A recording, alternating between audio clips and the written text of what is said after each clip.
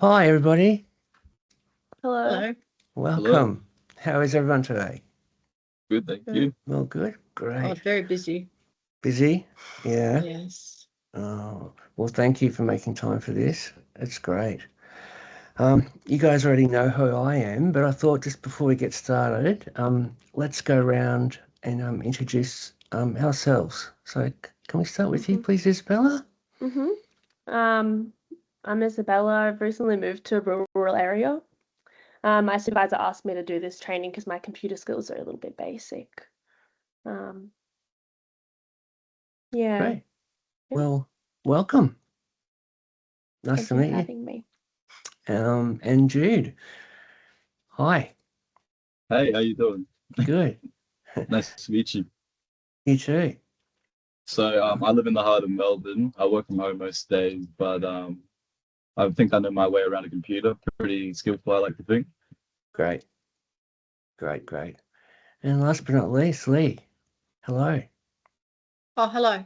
Hello.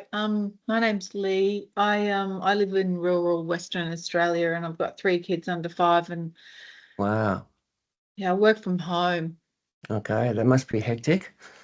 Yeah, I'm really hoping I've got enough time to sort of see the session through. Okay, well, we've got a bit to get through, but let's get started, hey? Okay, We'll great. Thank try and you. get it happening. So there's a few things I have to let you guys know before we start. First of all, we are recording the training today, so hopefully everyone's okay with that. Mhm. And if anyone needs access to that at a later date, that'll be available for anyone who wants it as well. Um, just want to make sure everyone received their handouts and all the other documents that I've sent, and that you've read them and you've done all the pre-course instructions. Mhm.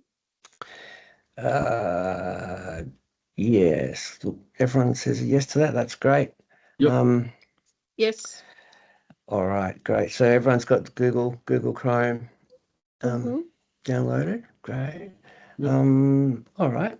And everyone got the workstation setup instructions from WorkSafe Australia. So hopefully we've got our workstation set up ergonomically. It's really part of our workplace health and safety. That when we do online training, that's one of the things that to keep us help keep us safe and injury free is having our station set up properly. So has everyone had a look at that document and made sure that they're comfy and um, everything's good? Yep. Yes. Absolutely. Fantastic. Okay, what else have I got to tell you guys? Um, yeah, and just for as far as privacy goes and to limit distractions, we just want to make sure everyone's phones are turned off, please. And if we could, don't mind if you guys could blur your backgrounds on your videos for me, please. Okay. Yep. Yeah. Oh, sorry, I missed that. Could you please blur your video background? Ah, yes. Thank you. That's great. And one of the things we're going to try and do today too is when we're not speaking, try and remember to mute our mics, and then also try and remember to unmute them when you do want to speak. Right. Please, if there's any questions at any stage, please don't hesitate to ask. You can use Um, the do I need so to Isabella. enable? Sorry. Do I Yeah. need to enable my video? I'm sorry you do. I understand that Okay. you don't want to be on video, but it's firstly, it's for security and we can see that you are who you are. Mhm. Um, and also it helps us really understand what you're saying better when we can see your face and all your non-verbal communication stuff. So yeah, I'm Okay. afraid we need you on video as well. So thank That's you. okay. I can keep my camera on. Great. And did Um, you say I need my mic off? if we can turn our microphones off when we're not speaking, that will help. Okay. Just while we're doing other things, just so we don't all have our mics on together. So we try and limit distractions as much as we can. Thank you. Great. Yeah, the other health and safety thing, just to quickly mention, is make sure everyone protects their devices with passwords. We take security pretty seriously, so we don't want any unauthorized access to anything we do here. Also, no sending any of this stuff, anything personal, images, videos, or anything please don't put it on social media or anything like that. Great. What else have we got here? Yeah, well, like I said, please don't hesitate to ask any questions at any time. There's no stupid questions, okay? I'm going to quickly share my PowerPoint screen with you guys. Just give me a second here.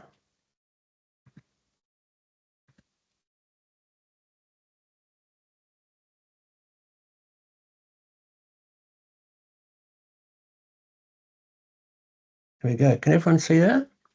Yep. All right. Okay, so why are we here and what are we looking at today? Research using the internet. The outcome, the learning objectives today, to use the internet to conduct research, which is what you do at work, confirm and plan to complete research, a research work task as per your work requirements and your policy and procedures. And then we're going to document and present the information that we've collected according to task requirements. So that's what we're learning in these two sessions. Today there'll be two 30-minute sessions, session 1 and session 2. We can have a short break between them, just probably only about 5 minutes, just to have a bathroom break and a quick drink. And then this third session will be the assessment, which will last for about 30 minutes. It'll comprise of a knowledge and a practical assessment task, but we'll talk about that when we get in a bit more detail when we get there. But so yeah, we've got our phones turned off. We've gone through all the workplace health and safety stuff. So let's get started. Okay, internet in the workplace. So what do we use the internet for? You can see on the screen here, communicate with others, messaging, email, all that sort of stuff. Access online tools and software. Maybe accounting stuff or video editing, or there's numerous sorts of online tools and software that we may use. Back up and store data on the internet instead of the cloud. Undertake training, professional development, doing training courses exactly like we're doing now. Access news and industry updates. And the very bottom one, research and gather information, which is exactly what we're doing today. So great. All right, legislation and regulations. Every business in Australia has to abide by federal, state and local laws when it comes to how we use the internet. And that is outlined in these particular acts you can see on screen at the moment. So businesses need to implement and communicate these acts somehow to their staff, and the way they do that is with the policy and procedures.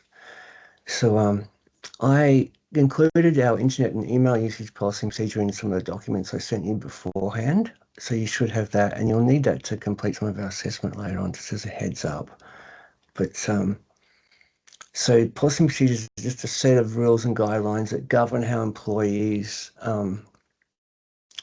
interact with the internet at work to create a safe and productive and respectful work environment, and adhere to all the legal requirements. So the two most relating to the internet today, as far as policy and procedure go, is one called internet and email usage, and the other one, which might be applicable, is workplace health and safety. Excuse me. There is a copyright one, which I sent you the link to before the course as well, which is quite related to stuff we research on the internet. It's copyright. So yeah, they're the main three that you'll need to know. Yeah. So what does the internet policy contain? It tells us what is the acceptable use of internet at work, who's allowed to have access to it, can you connect your personal devices to your company network, websites that aren't allowed, obviously adult websites are frowned upon, things like gaming and stuff at work. there's a lot that we don't want you accessing at work, obviously. Security measures, how we handle sensitive information. Like I said before, we're very conscious about privacy and when it comes to our staff and our internet usage. So, you know, protecting passwords, don't share information to people you shouldn't be sharing information with, that sort of thing. And we do have an IT department that monitors and logs the internet use by our employees. So, yeah. Okay. Internet browsers. Everyone's used internet browsers before, I'm sure, to search on the internet. Does anyone have a favourite? I do love Chrome, not gonna lie. Chrome. Chrome is the most popular. Probably 65% of people in the world use Chrome. So that's yeah, that is definitely a good one. Anyone else? I'm also a Chrome A Chrome guy. person? Yeah. Great. All I don't right. mind Edge. Edge, yeah. Well, Yeah. Great. Edge is good.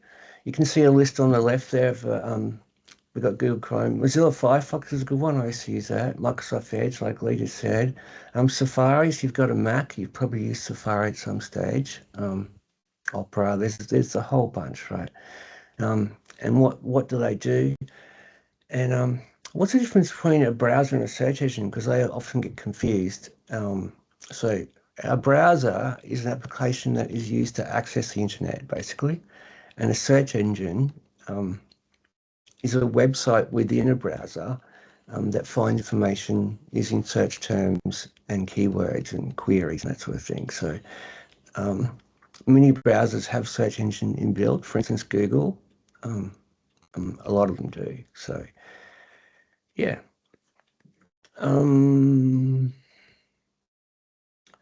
Let's just might just have a quick look at this search engine slide. We just talked about that a bit. So like I said, Google is also a search engine.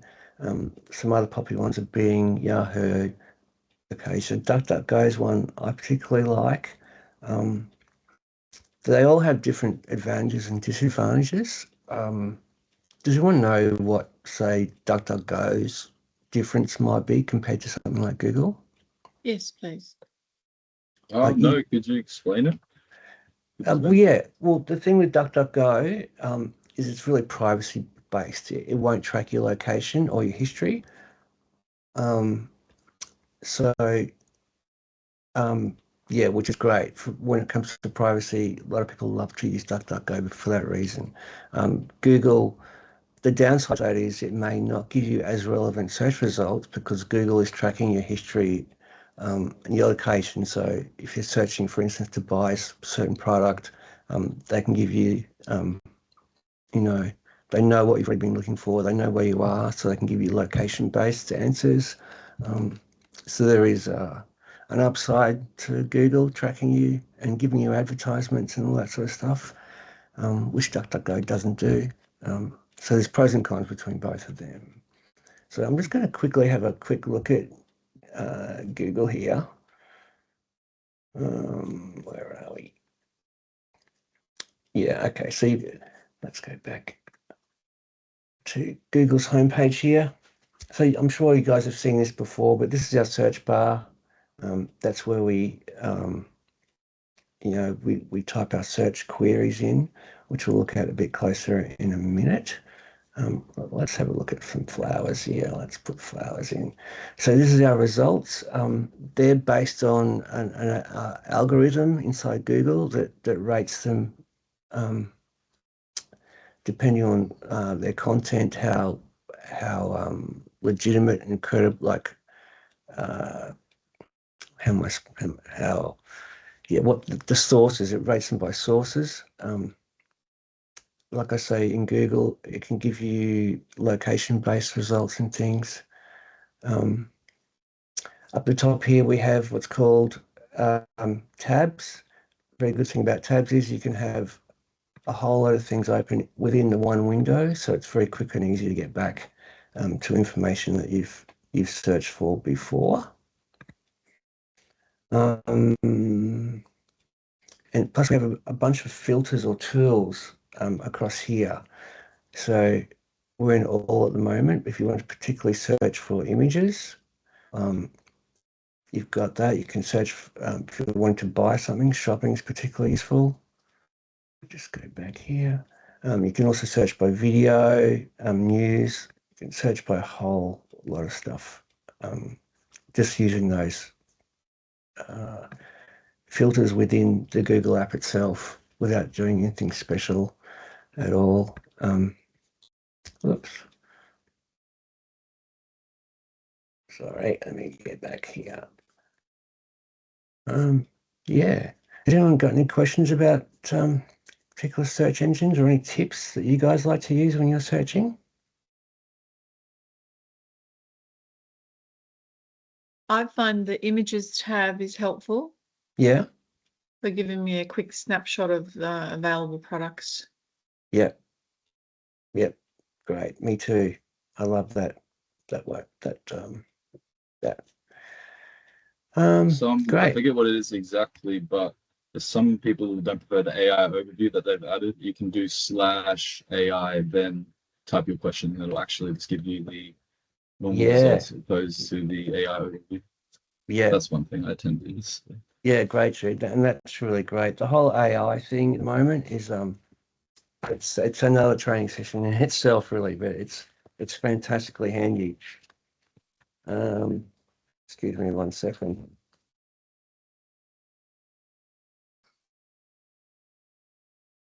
We're going to do a short little activity at the moment and have a bit of a search all together.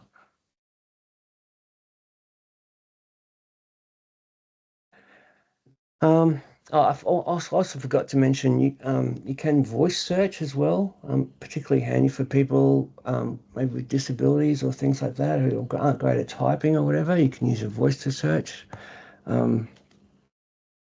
Yeah, I think that's all I need to say about that.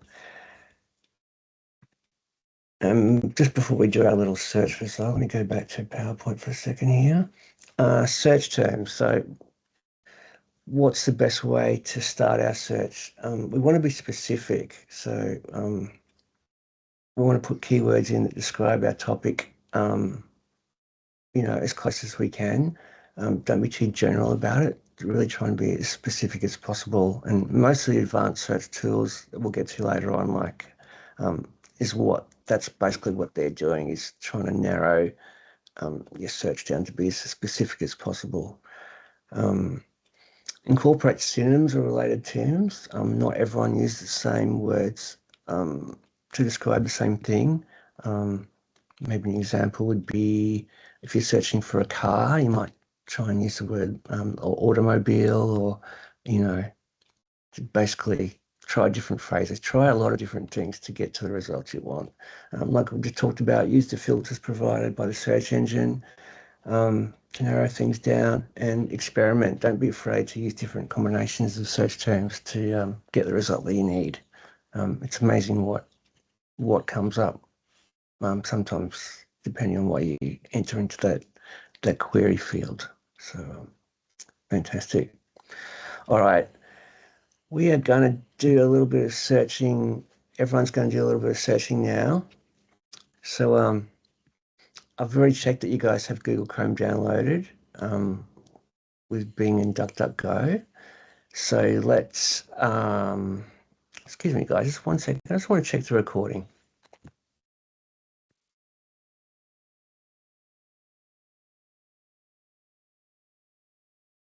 Sorry about that, all good.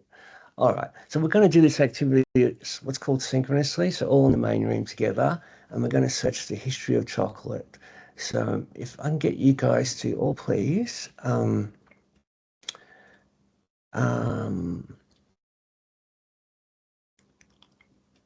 yeah, please just open the history of chocolate in all three of your, well actually you can choose either Google, Bing or DuckDuckGo. Search the history of chocolate, and let's have a chat about it when you've done that and see if we can see any differences between search browsers, search engines, I should say. So go ahead and start doing that, guys.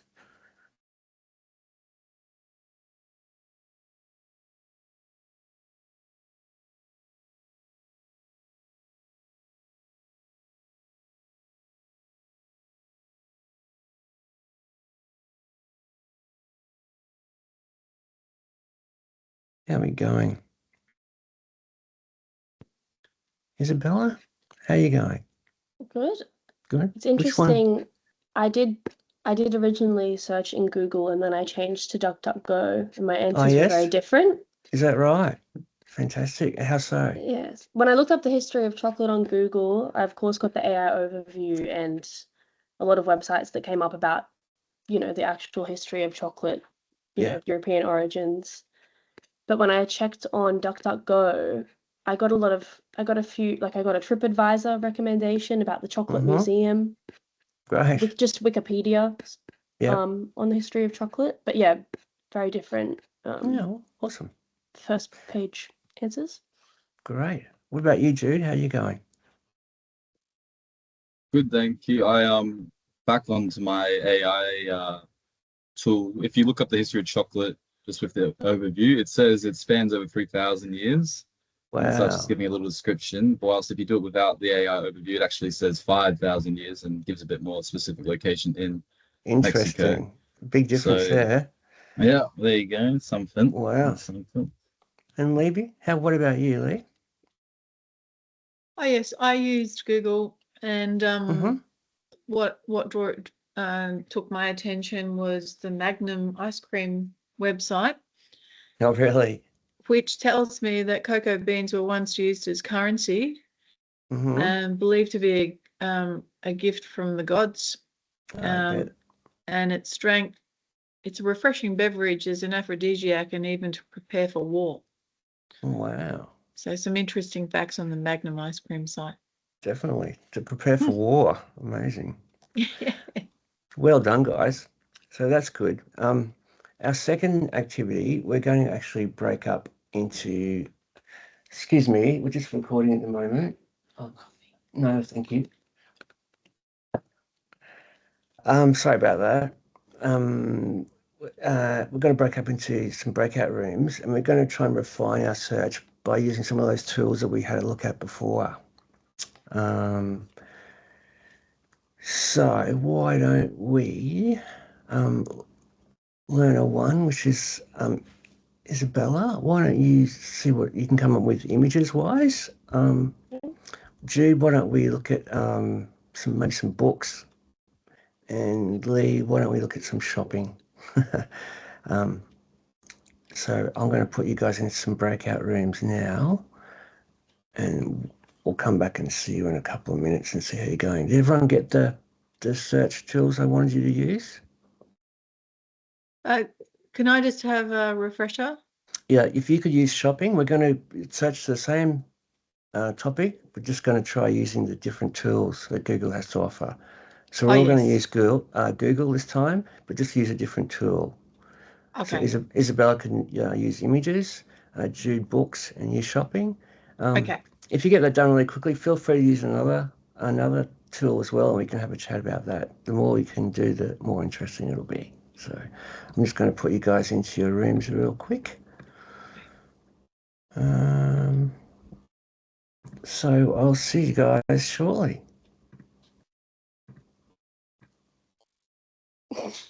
Bye-bye.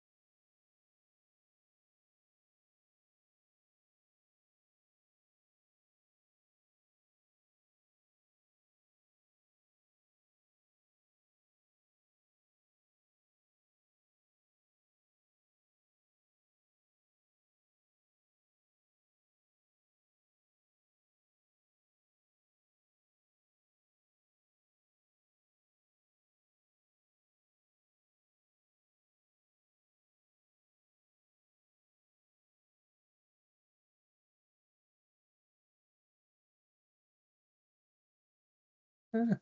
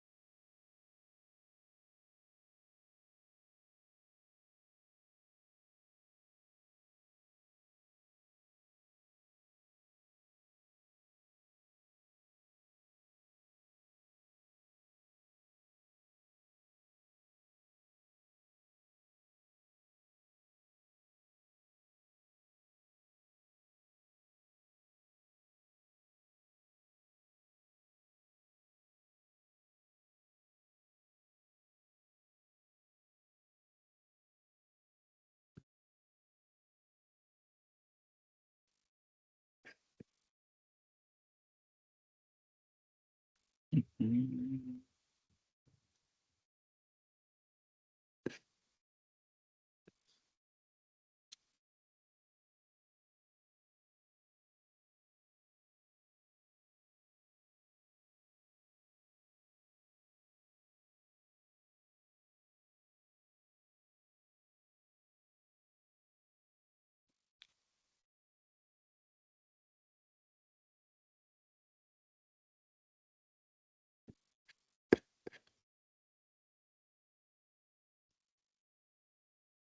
Hi, you guys. We're back.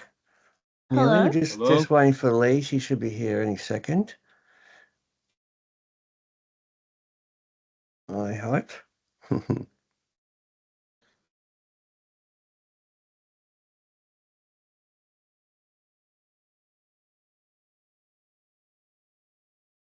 Here she comes. Welcome back. Hi, guys. So that sounds like an interesting little search of chocolate. Just quickly, we'll just go around. We haven't got much time. But Isabella, how did you go? Um, I did well really quickly when I just looked up the history of chocolate images. I found a bunch of infographics that people had made and some good like simplified visual timelines and things. There was Mhm. also other recommended search specifiers that came up within images once I looked that up about like I could look up the history of chocolate for kids, Mm. etc. The thing about those tools is they can really take you to unexpected places sometimes. So it's quite Yes. interesting. Jude, how'd you go? Went What was pretty your good. initial search for again?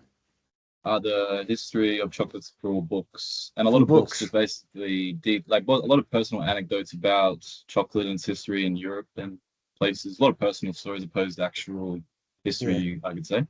interesting. Fantastic. And Levy? Mine was shopping. So given that I had typed in the history of chocolate, it took me to a lot of publication sites, predominantly Amazon, Etsy, local bookstores, pre-owned and new. And then to make it a bit more interesting, I went to the news tab Mm-hmm. and found a few publications from universities and newspapers and publishers, etc. Great. Media Interesting. platforms. Fantastic. Yeah. Well done, guys. So yeah, that's tools and how useful they can be. So fantastic. So on we go. I'll make sure you're still seeing my PowerPoint, are you not? I'm not seeing your PowerPoint any longer. Oh, okay. I'm sorry about that. Let me reshare that. There we go. You seeing my PowerPoint now, guys? Yes. Yeah, fantastic. All right. Research plan. So this one's a big one. This is definitely going to be part of the assessment. So um, uh, this is about work task. And so before we start a research task at work, we want to make a research plan. If you look at page 10 of your handout, I have given you a research plan template, which is like a prompt to know what information to put in there. So if you want to look at page 10 of your handout, so this is the first thing you want to do, like I said, and it's going to contain all the info you need to carry out the research. And so it gives you a little framework of how you're going to go about conducting it, and then how to document it, I should say. So what does it contain? So you want, what is the topic of your research? Who is involved? So like, who are the stakeholders? For instance, who'll be reading it? Who's asked you to do it? Who cares about the results? What do you mean by stakeholders? Basically, like it might be who's ever asked you to do the research in the first place. So a stakeholder might be your manager and even people above him. Anyone who's going to be interested in the research that you come up with. So possibly colleagues, might even be board members. Anyone who has an interest in the task that you're about to do. That's what the stakeholders are. Okay, thank you. Thank you. So where are we up to? Yeah, so you've got who's involved, who are stakeholders, what's the objective of your research? So what exactly do you need to present, at the end of all this? What online resources you're going to need, so what browser and search engine you might use, where you're going to gather this information. For instance, maybe government departments, retail outlets, depending on what your research task is, the types of places where you're going to go to gather this research, and what terms you plan to use. Like we just sort of did then, there's a big difference depending on what search term you put in. So yeah, that's what your research plan is for you. It's a pre-research task document that you want to fill out before you actually get started. Started on conducting research. So conducting research, and we've done our plan.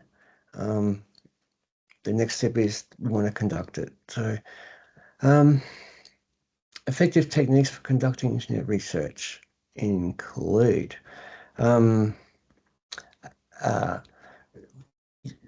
use search engines effectively. Basically, that's what we've been doing so far. Access different types of sources. Every source, has a unique perspective. So the many sources you can cross-reference, the more accurate your research is going to be. Organise your findings. Make sure you're always taking notes because you're going to present this at the end as well. So you want to be taking notes as you go. Cite your sources. Very important to cite any authors, your web addresses, your URLs. Dates. Sorry, I don't understand that. What's a URL? Sorry, URL is just a web address. It's like the web address of any website, the www dot, that is a URL. Okay, thank you. Yeah, top of my head, I can't remember exactly what it stands for. If anyone knows, please speak up. But yeah, I will find that out before the end of training, let you know exactly what that means. But basically, the address of the website is a URL. Okay, thank you. The other things that are important are the dates, not just how old the document is or how old the site is you're getting information from, because information changes over time, obviously. So we want the most recent stuff, but also the date you accessed it is quite important to notate as well. Respect copyright. We talked a little bit about copyright P&P before, which we have, and you guys have access to. Always give proper credit to the author. Yeah, just respect copyright in general, and respect sensitive data. Security protocols. We talked about passwords already. Just be very careful about sensitive data, who has access to it, where you're sending it, that sort of thing. Limit distractions, that's pretty obvious one. Like we're doing now, we have the door shut, we have the pets outside, and we have the screen blurred, all that sort of thing, just to keep us focused on the task. And there's this acronym called SMART, S-M-A-R-T, specific, measurable, achievable, relevant, and time-bound. So that's a good thing to help you remember the framework of conducting good research.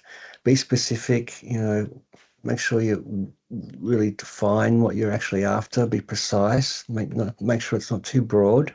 Has to be measurable.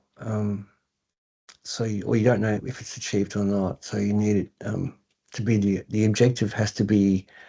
You need to assess what outcome you actually want, so you can measure whether you reach it or not. If that makes sense. Has to be achievable. Should be realistic and feasible. Make sure you have enough resources, enough time. Don't make the scope too wide. So make sure it's achievable and relevant. The objective should be directly related to the overall task.